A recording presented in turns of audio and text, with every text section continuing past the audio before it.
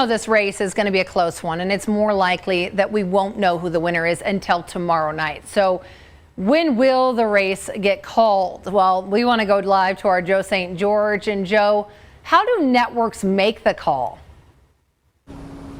Well, let's start with what we do here.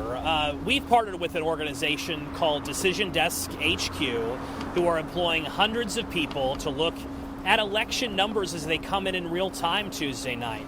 They will look, decision desks will look at the vote that's been coming in already. They'll compare it to what is outstanding and then look at how that meshes with past historical voting data in a state, forecasting models, and in some cases, gut instincts.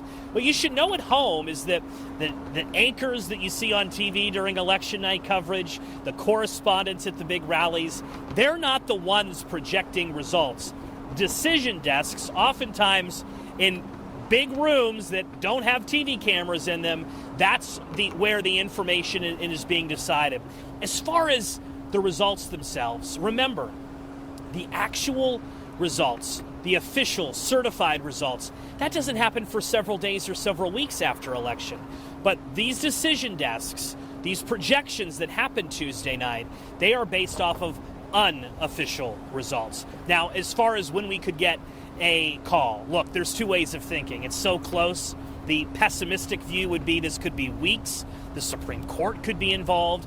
The optimistic view is that it could happen sometime early Wednesday morning. I asked Decision Desk HQ's chief data scientist over the weekend when he thinks we maybe get a final result for the presidential race.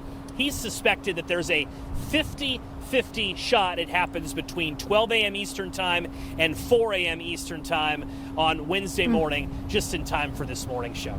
Oh, very interesting. Thank you, Joe. And tomorrow, yes, voters are electing a new president, but they'll also decide who controls the Senate and the House of Representatives. No matter who wins presidency, they're going to need that help on Capitol Hill. 100%. And I'm so glad you mentioned that. Here's the reality. Every time in the last 30 years, the president has been elected with control of the House and the Senate. There's a good chance that doesn't happen this time. If Harris wins Tuesday night, there's a really good chance that Republicans have control of the U.S. Senate. That would be an immediate check on her power. If your candidate wins the White House, you're going to want the House and the Senate to also be on your side, because that would give your candidate more ability to pass bills into law.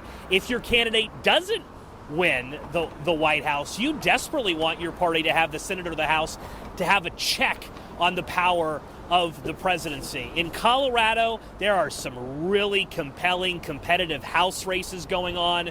We may not know the results in those House races in Metro Denver. Obviously, the Pueblo, the old seat of Lauren Boebert, that's one we are watching closely. How Colorado votes in these swing district House races could very well determine who controls the House of Representatives for the next 2 years. So even though Colorado may not be a swing state like yesteryear, a lot of good House races this year. Oh, yeah, absolutely. Thank you, Joe St. George, live for us this morning. If you're a last-minute voter, though, you can go to KOAA.com. We do have an article up right now on our homepage that can help you to answer any questions that you might have.